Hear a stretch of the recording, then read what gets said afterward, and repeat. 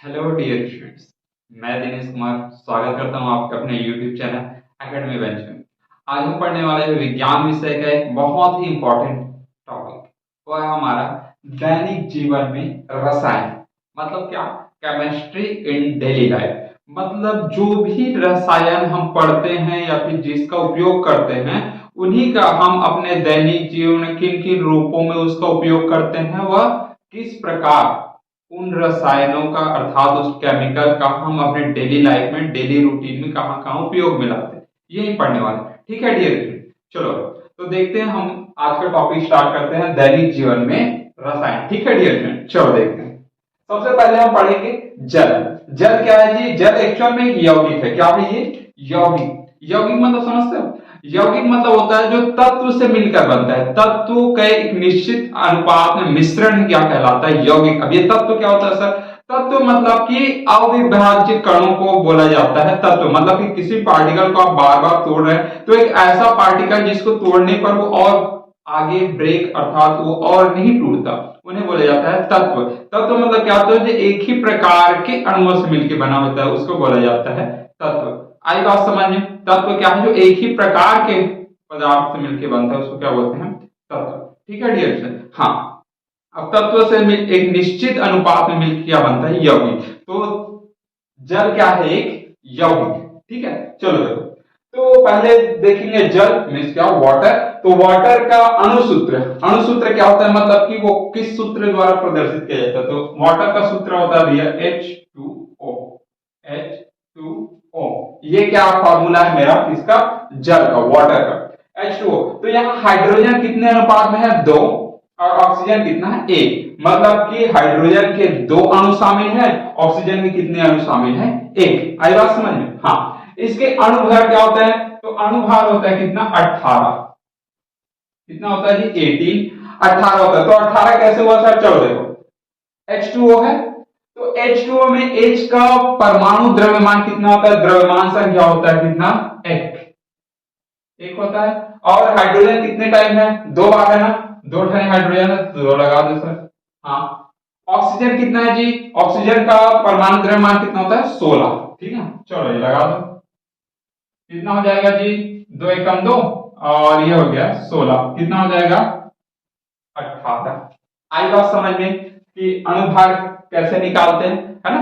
चलो देखो आगे क्या होता है। हिमान क्या होता है? हिमान। ठीक है, फ्रीजिंग पॉइंट। तो हिमांक क्या होता है? एक्चुअल में हिमांक मीन्स क्या होता है? हिम मतलब होता है बर्फ और अंक। तो किस ताप पर वो क्या है? जल। तो जल किस ताप पर बर्फ बनना स्टार्ट हो जाता है? हिम मतलब कि बर्फ। तो किस ताप पर यानी किस अंक पर, है ना, कि वो बर्फ जम जाता है, उसी को बोला जाता है हिमांक। तो सभी को पता है कितना होता है? तो 0 डिग्री सेल्सियस पर क्या होता है? बर्फ जमना शुरू हो जाता है। ठीक है डियर स्टूडेंट, आई बात समझ? उसी प्रकार क्वथनांक मतलब कि पानी कितने ताप पर उबलना शुरू हो जाता है। तो कितना पता ताप होता है जी? चलो पता है सबको कितना होता है? 100 डिग्री सेल्सियस। ठीक है, सेल्सियस बोला हूं ना, अलग अलग इसी प्रकार ताप को मापने के भी अलग अलग मात्रा। ठीक है, तो हम किस में नाप रहे हैं? सेल्सियस में, डिग्री सेल्सियस। घनत्व। घनत्व बराबर इसको बोला जाता है डेंसिटी। तो घनत्व बराबर होता है द्रव्यमान बटे आयतन। ठीक है, चलो देखो। तो घनत्व क्या होता है? जल का घनत्व होता है सर्वाधिक। सर्वाधिक कितने में होता है? 4 डिग्री होता है ना? सर्वाधिक कितने में होता है? 4 डिग्री होता है। कितने पर? 1 ग्राम, है ना, पर मिलीलीटर। ठीक है, 4 डिग्री सेल्सियस होता है इसका घनत्व सर्वाधिक ना, किसका? जल का। आई बात समझ? चलो देखो, इसी प्रकार अगर मैं बोलूं बर्फ का कितना होता है सर? बर्फ ना, बर्फ आप लोग जानते हो, बर्फ आइस, है ना? तो बर्फ का कितना होता है सर? इसका होता है 0.9। ठीक है, 0.9 ग्राम पर एम। ये होता है। अब देखो घनत्व, देखो घनत्व कितना ज्यादा है? जल का घनत्व ज्यादा है कि बर्फ का घनत्व ज्यादा है? जल का ही घनत्व ज्यादा है ना। तो जल का घनत्व ज्यादा है। ठीक है, ज्यादा है जल का घनत्व। इसीलिए आपने देखा होगा पानी में क्या होता है? बर्फ तैरता है। क्यों तैरता है? क्योंकि जल का घनत्व ज्यादा होता है किसके कंपैरिजन में? बर्फ के घनत्व। आई बात समझ में? तो जिसका घनत्व अगर जल से क्या है, ज्यादा है, मतलब वो क्या हो जाएगा, पानी में डूब जाएगा, और जिसका घनत्व कम है मतलब क्या हो जाएगा, बर्फ है। बर्फ जैसे कम है तो वो तैरता है। आई बात समझ में? चलो देखो आगे। पीएच मान, तो पीएच मान मैंने बताया था भाई, पीएच मान कितना होता है, 7। ठीक है, सर्वात्रिक विलायक है जल, क्या है ये, सर्वात्रिक विलायक है।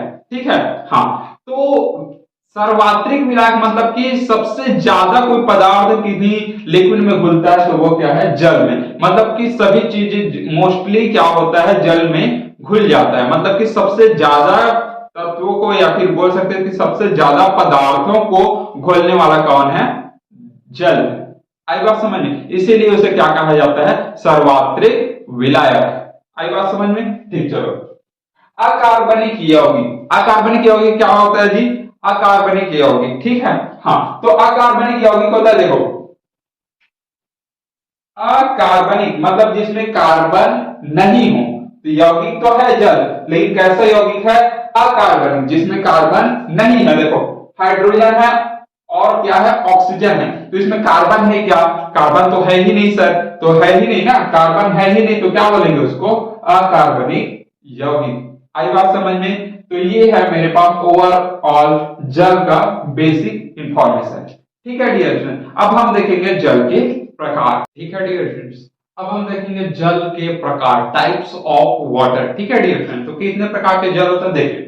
सबसे पहले आसु जल, भारी जल, मृदु जल, कठोर जल। ठीक है, मतलब कि इसको कोई स्पेशली प्रकार नहीं होता है, मतलब कि किन किन रूपों में वो अवेलेबल रहता है पृथ्वी पे, उसी का हम डिस्कस कर रहे हैं कि किन किन प्रकारों के रूप में उपलब्ध रहता है। ठीक है, चलो देखो, आसु जल को बोलते रहते हैं डिस्टिल वाटर, भारी जल हैवी वाटर, मृदु जल सॉफ्ट वाटर, एंड कठोर जल हार्ड वाटर। ठीक है, तो आसु जल सबसे पहले हम देखेंगे कि आसु जल डिस्टिल वाटर एक्चुअल में होता क्या है ना। तो देखो, ये एक्चुअल में जल का सबसे प्योरेस्ट फॉर्म होता है, मतलब कि जल के सबसे शुद्धतम रूप को ही बोला जाता है क्या, आसुत जल। ठीक है डियर, तो आसुत जल निर्माण कैसे के, समझ आ गया ना, आसुत जल क्या होता है। अब इसके निर्माण को देखो, निर्माण कैसे किया जाता है, इसका निर्माण किया जाता है आसवन विधि द्वारा। आसवन, ये आसवन क्या है सर, आसवन। ठीक है, तो आसवन क्या होता है, आसवन में मेनली क्या होता है, एक बीकर, चलो मैं ऐसे बना देता हूं, एक बीकर हो गया, और इसको मैं ये गर्म कर रहा हूं, तो गर्म कर लेते, ये बर्नर हो गया है ना, ये लैंप हो गया, तो इसको मैं गर्म कर रहा हूं। ठीक है, अब गर्म करता हूं तो ये क्या होता है, इस इधर मैं है ना, ये गर्म कर रहा हूं, तो क्या करता हूं, इधर एक नली लगा देता हूं, है ना।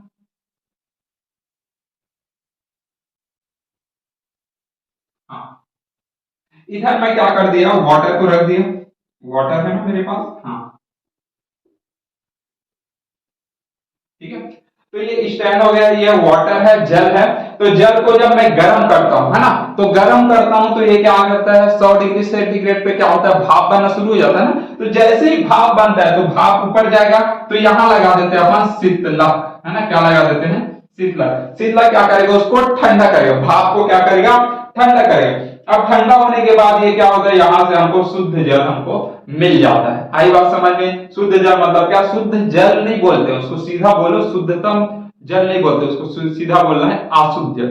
आई बात समझ, शुद्ध जल नहीं बोलते, सीधा बोलते हैं उसको अशुद्ध जल। तो यहां से क्या मिल जाएगा मेरे को, अशुद्ध जल। या फिर आप देखिए, आपने बचपन में प्रैक्टिकल किया होगा कि बर्तन ले लिया है ना, और बर्तन को मैं चारों ओर से इस तरह से ऐसे कवर अप कर लिया पॉलीथीन से, पॉलीथीन से कर लिया, और यहां मैं क्या कर देता हूं, गर्म कर दिया, किसको जी, पानी को, पानी को गर्म कर दिया।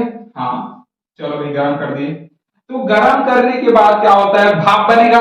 तो भाप बनने के बाद देखो, भाप बनने के बाद यहां इकट्ठा होगा पानी, तो मैं क्या करता हूं, हल्का सा कोई बट वगैरह या फिर कोई टुकड़ा ऐसा रख देता हूं पत्थर का। तो देखो, और अंदर में क्या कर देता हूं मैं, एक छोटा सा ऐसे एक बर्तन रख दिया, छोटा सा कप, कटोरी टाइप का। तो अब देखो, यहां से वो धीरे धीरे यहां पास इकट्ठा होगा, क्योंकि मैंने झिल्ली के ऊपर रखा तो ऐसे हो जाएगा इस टाइप से। अगलो पानी यहां पास आएगा, भाप वो धीरे धीरे यहां पास इकट्ठा होगा, और धीरे से क्या होगा, इसमें इकट्ठित होगा।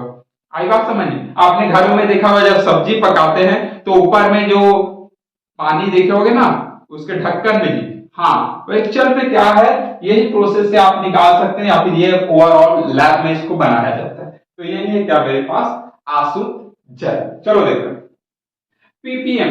पीपीएम होता है पार्टिकल पर मॉलिक्यूल, है ना। इसका पीपीएम कितना होता है, आसुत जल का पीपीएम होता है, आसुत जल का पीपीएम होता है 0, ठीक है, 0।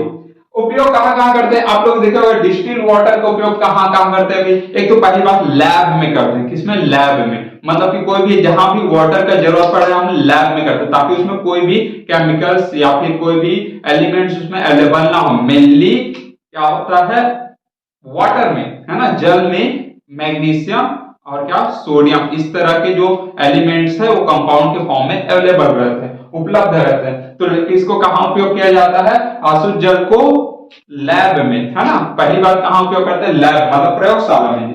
पहला कहां उपयोग करते हैं, प्रयोगशाला में, ठीक है, प्रयोगशाला में उपयोग करते हैं। दूसरा क्या होता है, इसको और भी चीजों में उपयोग करता है, जैसे कि कोई भी आप देखे होंगे हॉस्पिटल में जाते हैं तो जो उपकरण है शल्य चिकित्सा, मतलब कि क्या ऑपरेशन करते हैं, तो ऑपरेशन करते हैं किसी भी चीजों को, अंग को आपको काटना है तो ऐसे थोड़ी ना काट देंगे भाई, उसको अच्छी तरह से धोते हैं, ठीक है। हाँ, ऑपरेशन थिएटर आपने देखा, ऑपरेशन थिएटर में क्या होता है, एकदम इन्वायरमेंट एकदम अनुकूल रहता है, मतलब कि एसी वगैरह वहां लगा होता है, कोई पसीना वगैरह डॉक्टर को नहीं आना चाहिए, उसके बाल ऐसे स्पेशली क्या मास्क लगे होते हैं, बाल को भी स्पेशली कवर अप किए होते हैं, और उसके जो इक्विपमेंट आते हैं, जो भी उपकरण आते हैं जिनसे वो बकायदा अच्छे से धुले हुए रहते हैं, साफ रहते हैं, तो क्या किससे धोते हैं उसको, आसुत जल से। आई बात समझे, तो शल्य चिकित्सा के उपकरणों को धोने के लिए उपयोग में लाया जाता है, ठीक है डियर स्टूडेंट। तो पहला लैब में, प्रयोगशाला में उपयोग कर लिए, और कहां उपयोग करें, शल्य चिकित्सा के उपकरणों में हो गया उपयोग, ठीक है डियर स्टूडेंट। हाँ, तो इसको और भी उपयोग किया जाता है, बैटरी में भी उपयोग करते हैं। बैटरी आपने देखा होगा, कई बार बोला जाता है बैटरी भी पानी लगा होता है ना, तो बैटरी में भी उपयोग करते हैं। तीसरा कहां है, हॉस्पिटल वगैरह में उपयोग किया जाता है। और क्या उपयोग किया जाता है जी, चौथा उपयोग किया जाता है, जैसे कि घाव, आपको चोट लग गया तो डॉक्टर किससे धोता है, सबसे पहले आपको सलाह दी जाती है, आपको जब भी चोट लगे तो आपको पहले पानी में धोना है। तो डॉक्टर लोग कहां धोते हैं, सबसे पहले घाव को धोया जाता है, तो घाव को धोने में किसको उपयोग किया जाता है, आसुत जल का उपयोग किया जाता है, ठीक है डियर फ्रेंड। और क्या होता है, दवाइयों को बनाने में भी उपयोग किया जाता है, दवाइयों को बनाने में भी उपयोग किया जाता है। तो इस तरह से अनेक उपयोग किया जाता है किसका, आसुत जल का, ठीक है डियर फ्रेंड्स, समझ में आई बातें, ठीक है डियर फ्रेंड्स। अब हम देखेंगे भारी जल, हैवी वाटर। हैवी वाटर क्या होता है, देखो सबसे पहले हमने अभी क्या बनाया था, आसवन विधि के द्वारा हमने निर्माण किया था किसका, आसुत जल का। तो आसुत जल का निर्माण किया था हमने, है ना। तो इस तरह से एक बीकर लिए थे, तो बीकर लेने के बाद क्या था भाई, क्या किए, इसको गर्म किए ना। तो गर्म करने के बाद जो भाप बन के निकल गया आसुत जल के माध्यम से, तो जो बच जाता है ना वही क्या है मेरे पास, भारी जल, हैवी वाटर। आई बात समझ में, ठीक है। चलो देखो, तो भारी जल है, ये भारी जल का अणुसूत्र, ठीक है, मॉलिक्यूलर फॉर्मूला क्या होता है, तो इसका फॉर्मूला होता है H2O, ड्यूटेरियम ऑक्साइड, क्या है, DTO। आई बात, भारी जल का अणुभार कितना होता है, अणुभार होता है 20। जैसे कि मेरे पास कितना था उसका, इसका सामान्य जो जल था, है ना, उसका कितना था अणुभार, 18 था, लेकिन भारी जल का अणुभार कितना होता है, 20।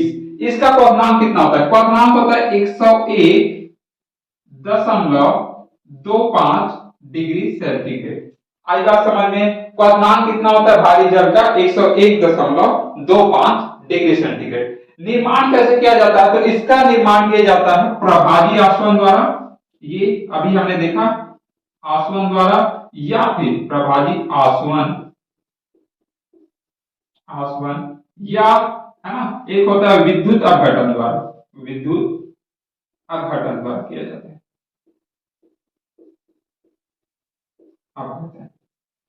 ठीक है डियर फ्रेंड।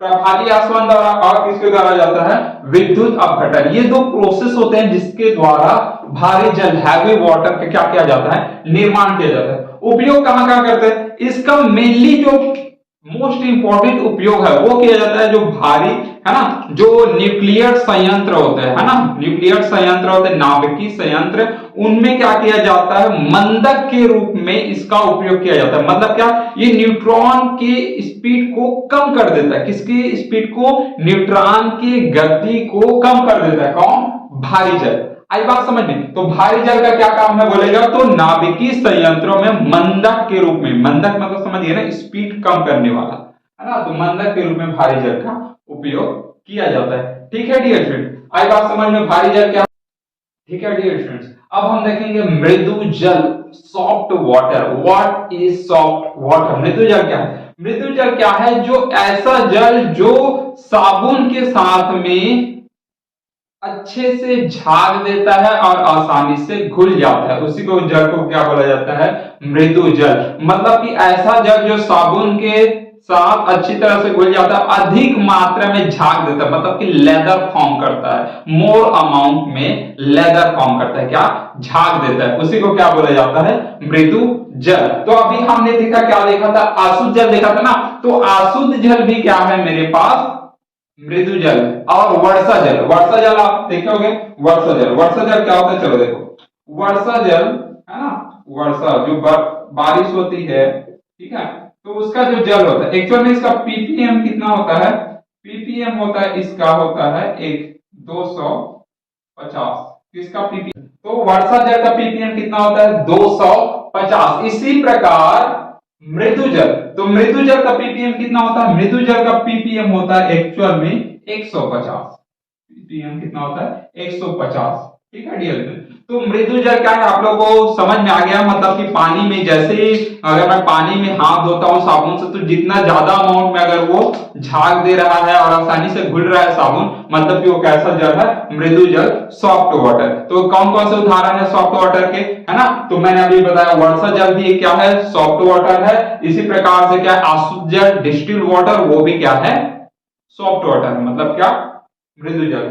ठीक है डियर फ्रेंड, समझ में आई बातें, ठीक है डियर फ्रेंड्स। अब हम देखेंगे कठोर जल, व्हाट इज हार्ड वाटर। ठीक है, हार्ड वाटर क्या होता है एक्चुअल में, अभी हमने मृदु जल में क्या पढ़ा, जो साबुन के साथ घुलकर अधिक मात्रा में झाग देता है ना, तो ये कठोर जल क्या होता है, जो साबुन में आसानी से नहीं घुलता और अच्छी तरह से झाग नहीं देता, मतलब क्या, वो थक्का फट जाता है, बोल सकते साबुन कैसा था, फट जाता है, तो ऐसे जल को बोला जाता है क्या, कठोर जल। आई बात समझ में, तो ज्यादा अमाउंट में वो झाग नहीं देता है, ऐसे जल को बोला जाता है क्या, कठोर जल, है ना। तो कठोर जल जो मोर अमाउंट में लेदर फॉर्म नहीं करता। चलो देखो, कठोर जल, अब ये जल कठोर क्यों है, ठीक है, तो कठोर क्यों होता है, ये मेनली क्या होता है, कैल्शियम और मैग्नीशियम, है ना, कैल्शियम हो गया और हो गया मेरे पास क्या, मैग्नीशियम।